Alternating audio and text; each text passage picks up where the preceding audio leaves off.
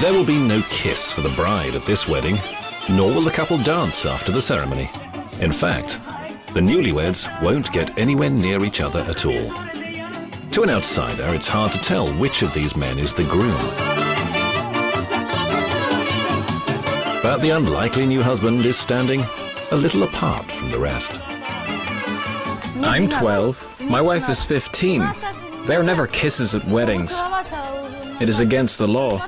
We will start talking to each other in a month or so.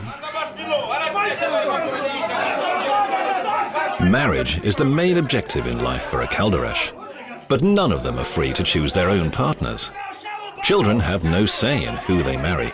It's the parents who arrange the weddings. More often than not, a young couple will be married just 3 days after they're introduced.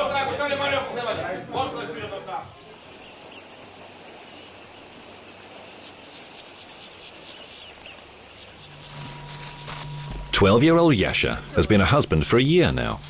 His parents paid 200,000 rubles, that's almost $7,000, as a dowry for the future lady of their house. She's got such green eyes. She's beautiful and smart, and she knows how to make tea. She's hardworking, that's great. Why else would I marry her? Working is good. All the dishes should be done, and everything must be in order at home." When they found a husband for me, I didn't like him, but it made no difference because they had already made their choice. These are our customs.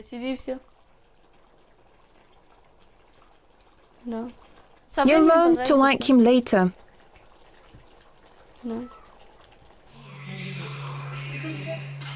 Three families live in this house: Yasha's parents, Yasha and his elder brother, together with their wives. Yasha's brother is 15, and he already has a child. Everyone helps to babysit. Whoever is free becomes the nanny.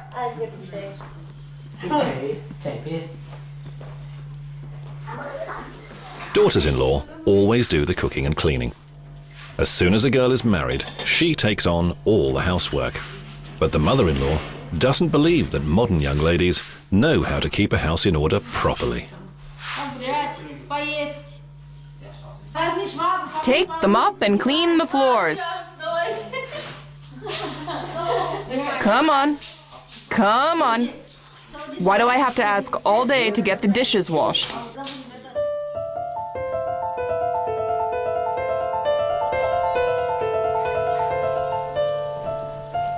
Before her marriage, Yasha's wife Cassandra had a dream, an unusual one for a modern Romany girl.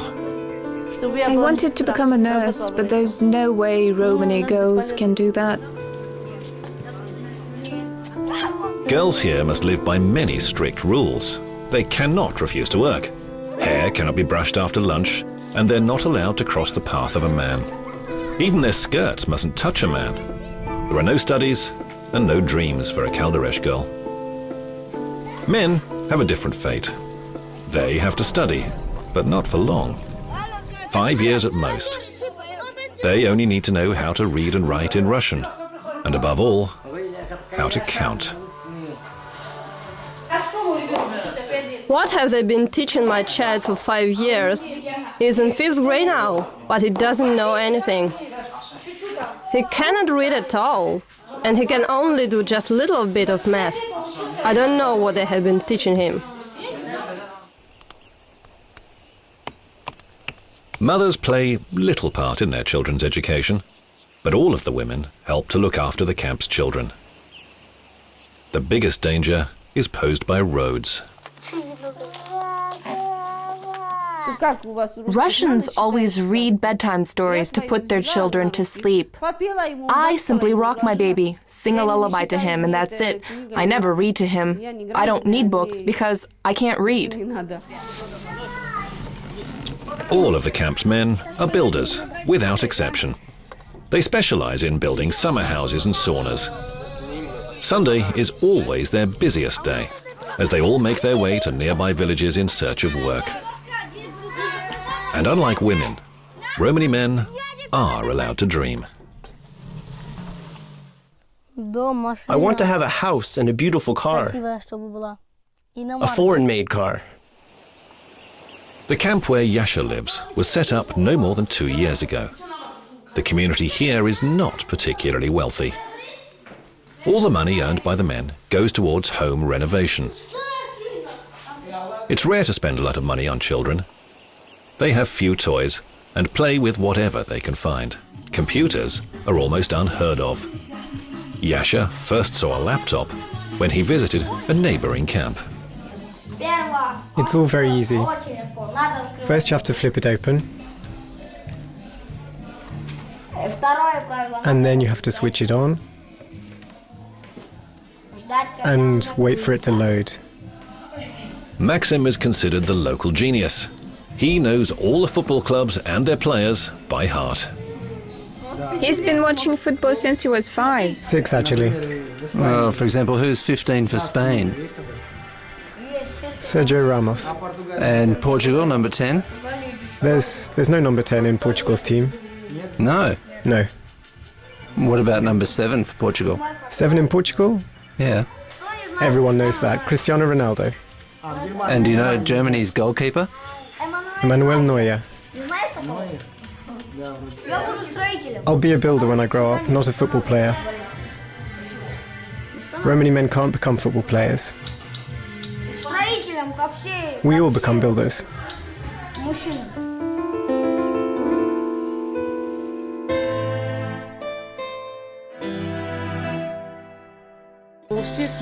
There is a stereotype of how the Romani are supposed to look. It includes a colorful shirt and a skirt and a bright-colored neckerchief. However, the Romani in England looked like this because they mainly wore what people gave them. Several years ago, Nikolai Besonov and Valeria Yanisheva launched a unique cultural project called Svenko, meaning festival. They're trying to recreate everyday Romani life from far away and long ago. Nikolai and Valeria attempt to reconstruct every tiny detail. There was a picture of an English Romani woman wearing a slightly torn apron, and Nikolai copied all the details from the picture. Therefore, it is very authentic. But the two believe their most important goal is to gather a record of the details of today's Romani culture. According to historians, Romani folklore tends to fade 2 generations after moving to a new campsite. They adopt local music and singing traditions, and their clothes also change. Valeria is a professional singer and dancer. She sews traditional costumes herself, selects the accessories, and even uses oil paint as makeup. Romani women used to spend all their time working in the open, and so their skin tone was one that can't be replicated with conventional cosmetics.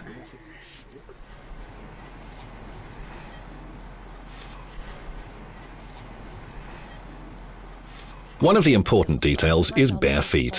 A 1956 Soviet decree on gypsy vagrants and labor was adopted by the Council of Ministers. This meant that the Romani needed to start wearing shoes when performing and dancing at the theatre. But those living in the encampments still walked around in bare feet. Now the historians are filming Svetlana performing a Romani dance. She's married to a Romani man and has lived in a camp for 10 years now.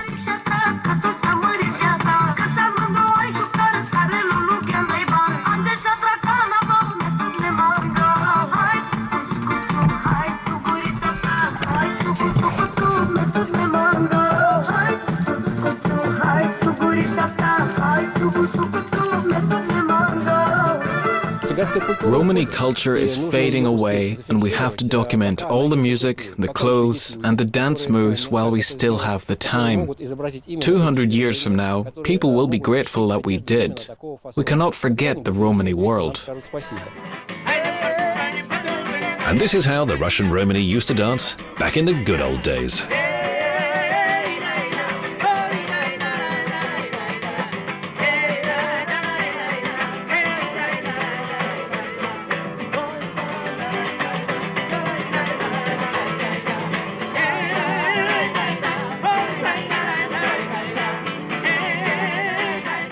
The traditional dance of Russian Romani She does not hold on to her skirt. That's a stereotype that appeared later, borrowed from TV. A typical dance looked like that. It's just her legs that move.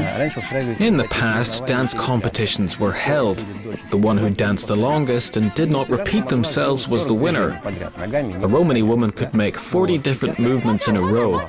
Now, very few can do that. It's the same with folk songs. They are gradually being forgotten, and the repertoire now contains only songs from TV. The ethnic culture is disappearing, and we can feel it in our bones. Nikolai and Valeria are ready for a new venture. They want to travel from one Calderesh Romany camp to another.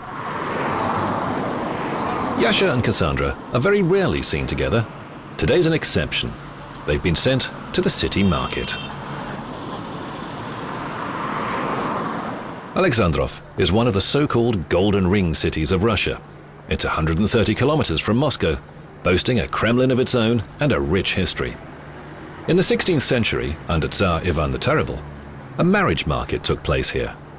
Thousands of beautiful girls flocked to Alexandrov so that the Tsar could handpick a wife from the crowd.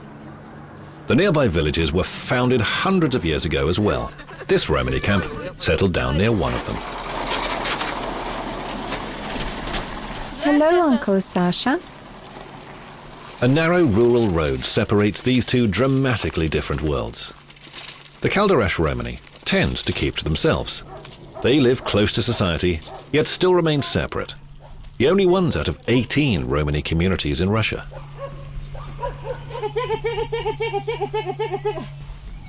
Romany are just Romany. We don't care about them. They don't care about us. Our children don't make friends with them, and to be honest, we don't have many children here, mostly old people. Why would I be friends with them? My parents even tell me not to.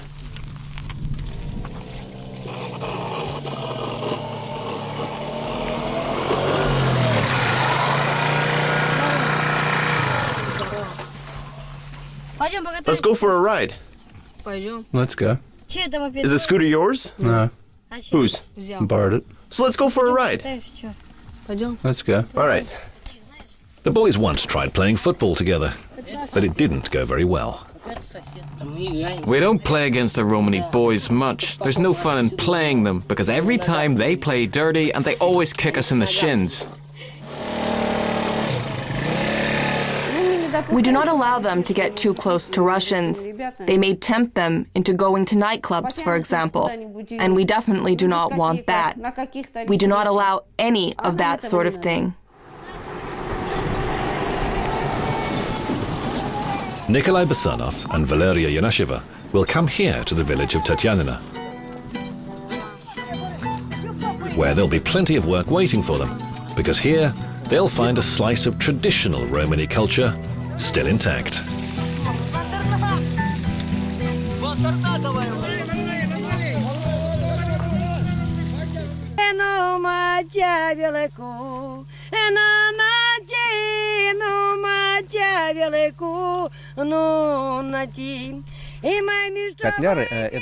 The Calderesh are Romany who arrived in Russia from Romania in the 1870s. These are people who strictly observe the traditions that others have long since forgotten.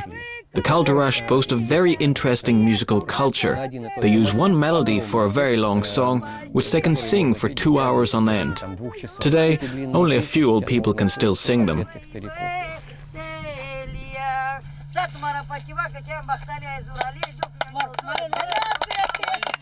Another song? Another song. This is the only song I know. Just one more song, because no one remembers anything anymore. Thank God I found someone. Musicians come to the encampment together with Valeria and Nikolai to help liven things up and inspire the residents. The two historians hope they'll finally see a real Calderesh dance. But they're out of luck.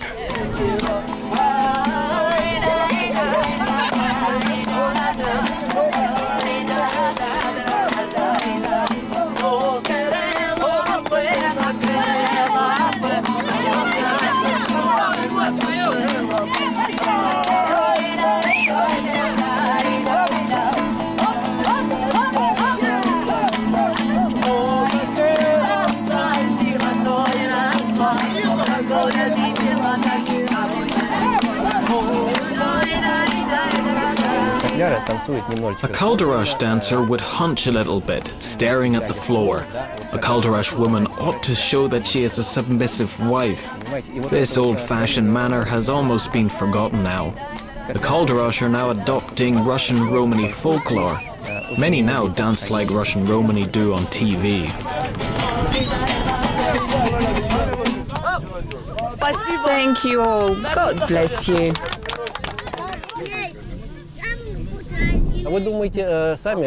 Do you not think the Romany themselves see that things are changing? The older generation of women had traditional braids. Younger women have more modern hairstyles. Skirts have changed. They used to be multicolored. Well, now they are plain. Headscarves used to be twisted like this, while now they wear regular scarves.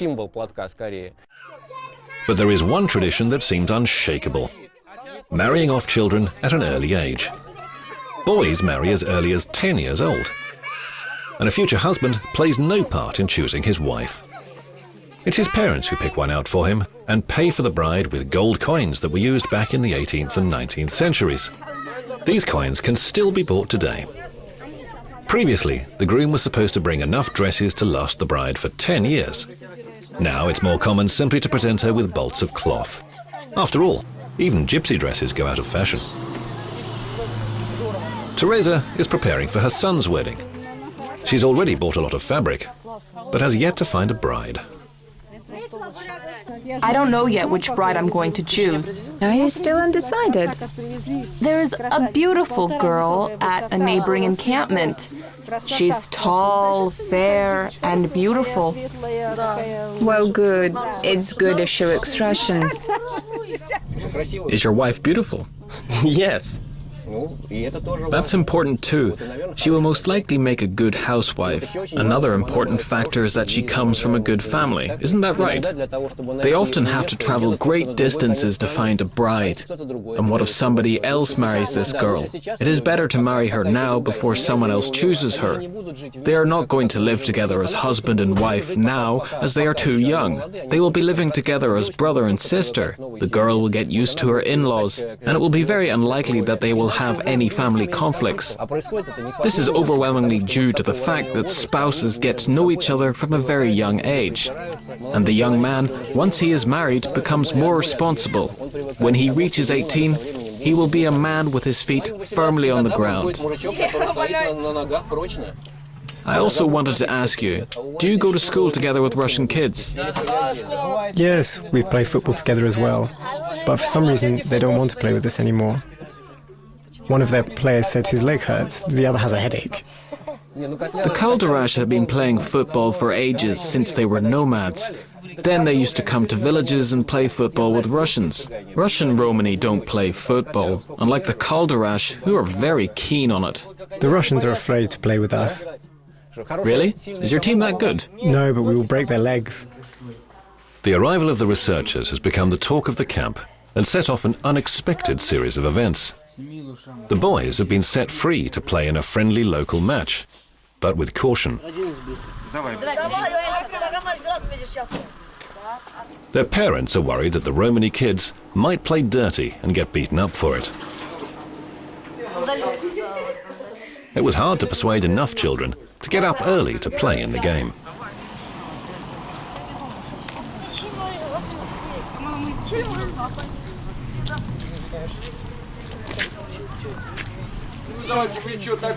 Are you really going to play like this?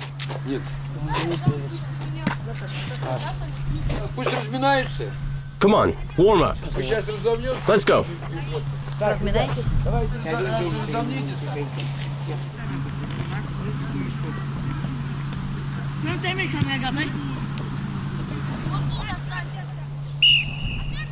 They've decided to strengthen the Romany team by including players from the football club. Their opponents are wearing green shirts. Once the game begins, it's clear that the Romany team hasn't a hope of winning.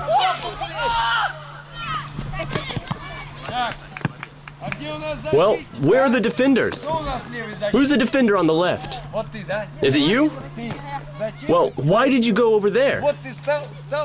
Defenders are not supposed to attack.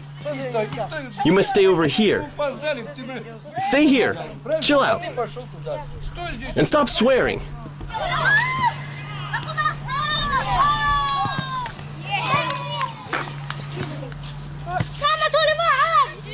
And don't swear. Why don't you catch the ball? I can be goalkeeper. I can be goalkeeper. Guys, the goalkeeper's doing fine. Leave him be. 9-0. 9-3.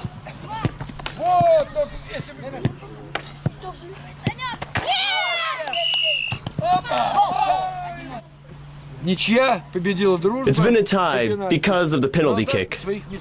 Each of you should be playing in your specific areas. Right back stay on the right, but you're running left.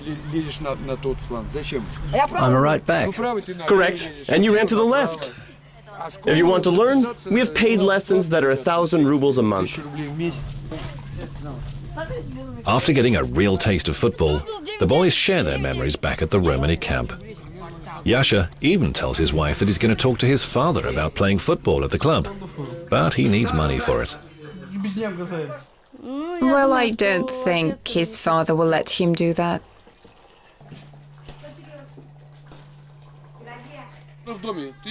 Yasha can't find the right moment to talk to his father. Everyone in the camp is busy preparing for a housewarming party. One family is celebrating their son starting his new life in a new home. No one in the camp knows exactly when the celebration is going to take place, until the very last moment. It doesn't matter if it's just a housewarming party or a wedding. The timing is often not announced until the day itself. Only then are the people from neighboring camps invited to join the festivities. In the old times, the Calderesh went to the market to tell fortunes. But the Romany from this camp don't do that anymore. They've forgotten how. Despite her name, Cassandra has no plans to become a clairvoyant. She doesn't see the point. Nowadays, the Romany head to the market just to buy groceries. Interestingly, the men help out with this task, which is usually considered a woman's job.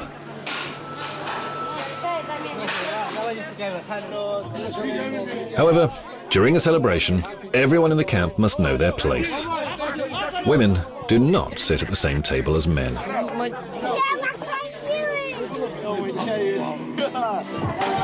They dance with energy and gusto.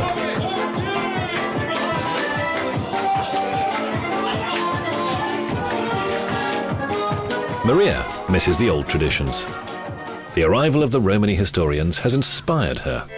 She really feels like dancing to an accordion and drinking tea from a samovar. So she decides to gather the young people together and celebrate the holiday according to the old traditions.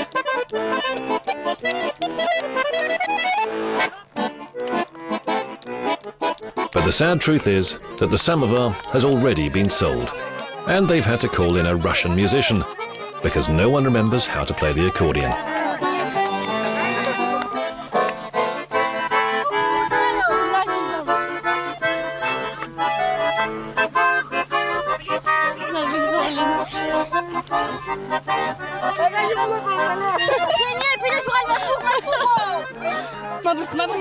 The celebration wasn't a huge success. The boys started playing football while the girls ran off to pick berries.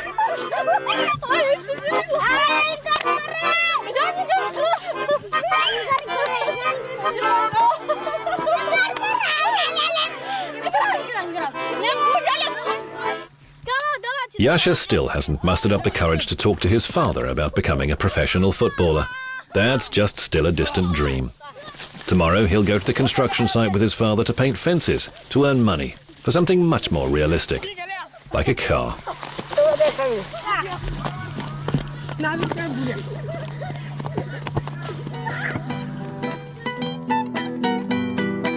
Valeria and Nikolai will continue hunting for precious examples of fading Romany culture.